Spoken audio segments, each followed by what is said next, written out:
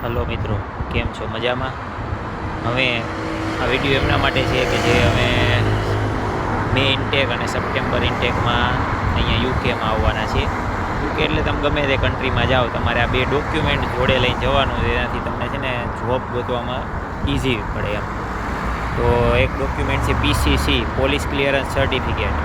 એ તમે કઢાઈને આવો તો શું છે, અહીંયા તમને સિક્યોરિટીની જોબ મળી જાય. ત્યાં પીસીસી ઉપર સર્ટિફિકેટ હોય અને અહીંયા તમે એક્ઝામ આપીને સિક્યોરિટી લાઇસન્સ લઈ અને સિક્યોરિટીમાં જોબ કરી શકો. પીસીસી સર્ટિફિકેટ તમને છે ને આપણે પાસપોર્ટ સેવાની વેબસાઇટ છે ત્યાં અપ્લાય કરવાનું હોય છે. કંઈક 500-700 રૂપિયા ચાર્જ છે, પછી તમારા ઘરે એ લોકો ડિલિવર કરી દે.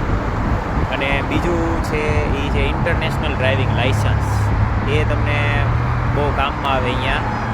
જો તમે એવા કન્ટ્રી સાઈડ રહેતા હોય જ્યાં બસની એવી સુવિધા ના હોય, તમે તમારી શું છે ગાડી લીધી હોય તો તમે ડ્રાઈવ કરી શકો. ઇન્ટરનેશનલ 1 વર્ષ વેલિડ છે.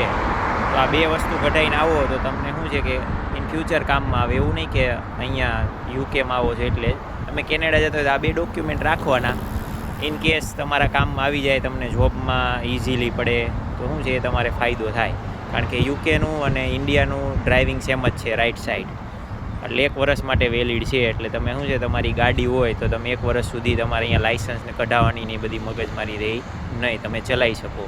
કારણ કે અહીંયા લાઇસન્સ કઢાવવા માટે એક તો એક્ઝામ આપવી પડે, થિયરી, પછી પ્રેક્ટિકલ લેસન્સ લેવાના, એટલે તમારે 700-800 પાઉન્ડ જેવો ખર્ચો થઈ જાય. જો ફેલ થાવ તો વધારે થાય, પણ અરાઉન્ડ 80,000 આજુબાજુ આપણે ઇન્ડિયાનો ખર્ચો થાય. તો 1 વર્ષ માટે આપણું જો લાઇસન્સ ત્યાં ઇન્ટરનેશનલ તમે અહીંયા કઢાઈને આવ્યા હોય તો તમારે ખર્ચો 1 વર્ષ માટે બચી જાય. પછી તમે અપ્લાય કરીને કઢાઈ શકો છો. તો આ બે વસ્તુ જે પણ કોઈ નવા આવે છે, જે મે ઇન્ટેકમાં અને હવે જે અપકમિંગ સપ્ટેમ્બર ઇન્ટેકમાં જે આવશે, એ આ બે વસ્તુ કઢાઈને આવજો તો તમારે શું છે ફાયદો થશે. બરાબર. જય હિન્દ, જય ભારત.